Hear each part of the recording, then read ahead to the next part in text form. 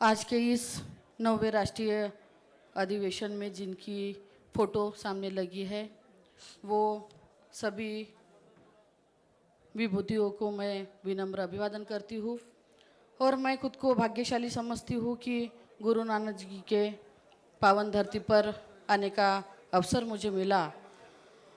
आज के इस प्रोग्राम के उद्घाटक प्रमुख अतिथि हमारे चंद्रपुर के पूर्व सांसद माननीय हंसराज जी अहिर जी, आदरणीय डॉक्टर बबन राव जी तायवाड़े राष्ट्रीय अध्यक्ष, डॉक्टर नामदेवराव जी किरसान जो मेरे साथ अभी सांसद करके चुन के आए हैं, माननीय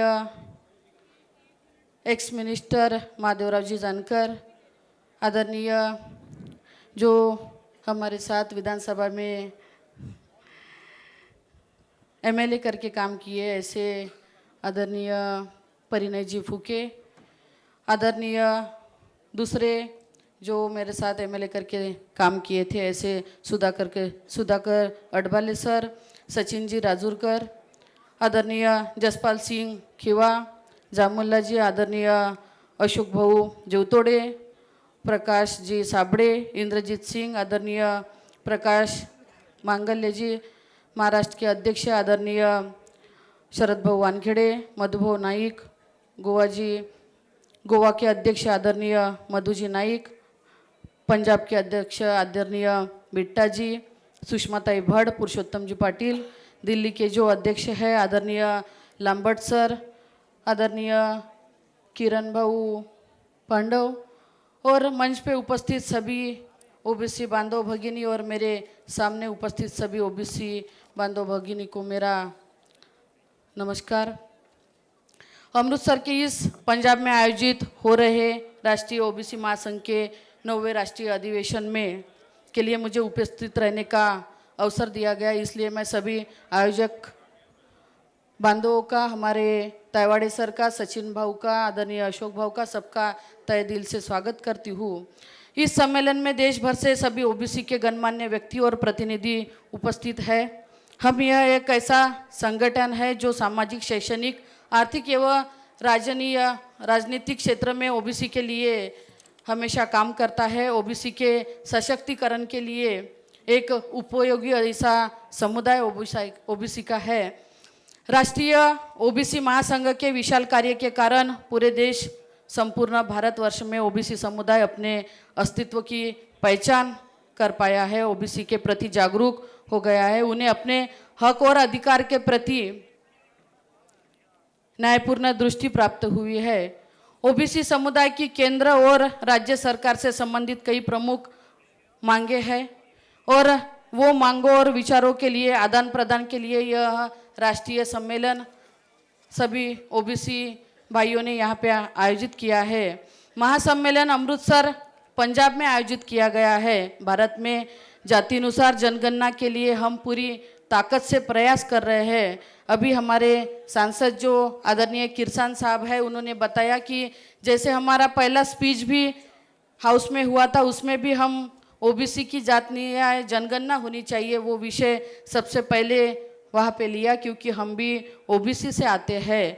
भारत में जातिनुसार जनगणना के लिए हम पूरी ताकत से प्रयास कर रहे हैं। यह प्रश्न लोकसभा में भी रखकर मांग की है, किंतु अभी देख रहे हैं कि जो सरकार है, सरकार के हाथ में है कि किनको आरक्षण देना है, किनको नहीं देना। कुछ बीजेपी के भी लोक प्रतिनिधि यहाँ पे बैठे हैं, हमारी भी उनसे भी रिक्वेस्ट है कि आप भी, आपकी सरकार है, आपके सरकार के द्वारा यह हमारी जो मांग है, जो अभी जिनकी सरकार है, इस महत्वपूर्ण मांग को जो जानबूझकर टालमटोल कर रहे हैं, वह मांग पूरी करने की कोशिश आप भी हमारे माध्यम से यहाँ पे करें। निजीकरण का जो बढ़ावा देने का विषय आप देख रहे हैं कि निजीकरण को बढ़ावा देने का विषय आगे जा रहा है और जात न्याय जनगणना का विषय है वो हेतु पुरस्कार कहीं तो भी उसको बाजू में रखा जा रहा, तो वो भी विषय आगे लाने की ज़रूरत है। और जातिनुसार जनगणना के अलावा नॉन क्रिमिनल का विषय भी हमारे किरसान साहब ने यहाँ बताया, जिनकी उत्पन्न की मर्यादा कम से कम 15 लाख करना और केंद्र में ओबीसी मंत्रालय की स्थापना, छात्रों को पूर्ण तथा गति से छात्रवृत्ति मिलना आदि के लिए हम हमेशा संघर्ष यहाँ पे करेंगे। आपने देखा होगा कि आज के इस ओबीसी के राष्ट्रीय अधिवेशन में हमारे नागपुर डिवीजन से खास करके गढ़चिरौली, चंद्रपुर, वर्धा, यवतमाल, भंडारा, गोंदिया से बहुत सारे लोग यहाँ पे आए हैं। और जब भी हमने ओबीसी का विषय सामने लिया, ओबीसी की मांगों का विषय सामने लिया, तब जब हमने मोर्चे और वहाँ पे आंदोलन किए तो सबसे ज़्यादा मात्रा में हमारे लोग वहाँ पे शामिल थे। गढ़चिरौली में भी बहुत बड़ा ओबीसी का मोर्चा हमने निकाला था। चंद्रपुर में भी, पूरे महाराष्ट्र में नहीं निकाला होगा इतना बड़ा मोर्चा आदरणीय तायवाड़े सर, सचिन भाऊ और अशोक भाऊ के नेतृत्व में हमने निकाला था। और एक सांसद होने के नाते मैं आपको यहाँ आश्वासित करती हूँ कि जब भी ओबीसी के जो विषय आएंगे, ओबीसी के लिए जब भी रास्ते पे उतरने का काम पड़ेगा, हम पूरी ताकत से, पूरी शक्ति के आपसे साथ हमेशा रहेंगे। और ओबीसी की जो जात न्याय जनगणना का विषय है, आप देख रहे हैं कि छोटे छोटे प्राणी होंगे, पशु होंगे, उनकी भी गणना होती है, पर हम मनुष्य के इसमें जन्म लिए फिर भी हमारी जनगणना होती नहीं। ये सबसे बड़ी खेद की बात है। और जनगणना होनी चाहिए। जब तक जनगणना नहीं होंगी तब तक कितने ओबीसी है वो हमको पता नहीं चलेगा।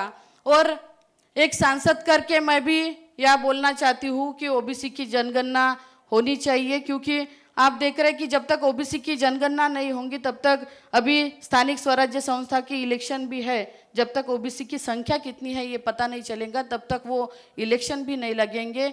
और बहुत सारे ऐसे मुद्दे हैं जो आगे लेके हम जा रहे हैं। जैसे आप देख रहे हैं कि महात्मा ज्योतिबा फुले हो गए और सावित्रीबाई फुले को भी यहाँ भारत रत्न देने का सरकार ने आश्वासन दिया था, पर अभी तक उनको भारत रत्न पुरस्कार मिला नहीं है। और हमारे महाराष्ट्र में मराठा आरक्षण का विषय अभी बहुत चल रहा। मराठा लोगों को आरक्षण देने के लिए हमारा विरोध बिल्कुल भी नहीं है, पर उनको इंडिपेंडेंट आरक्षण दो, हमारे ओबीसी में से निकाल के मराठा लोगों को आरक्षण मत दो, ये हमारी प्रमुख मांग है। आज बहुत अच्छा राष्ट्रीय अधिवेशन यहाँ पे सभी हमारे भाइयों ने आयोजित किया। मैं तहे दिल से उनका अभिनंदन करती हूँ, स्वागत करती हूँ और खुद को भी भाग्यशाली समझती हूँ कि इस अधिवेशन का एक हिस्सा होने का मौका हमें भी आप लोगों के माध्यम से मिला। सबको मनपूर्वक शुभेच्छा देती हूँ और यही अपने 2 शब्द खत्म करती हूँ। जय हिंद, जय संविधान।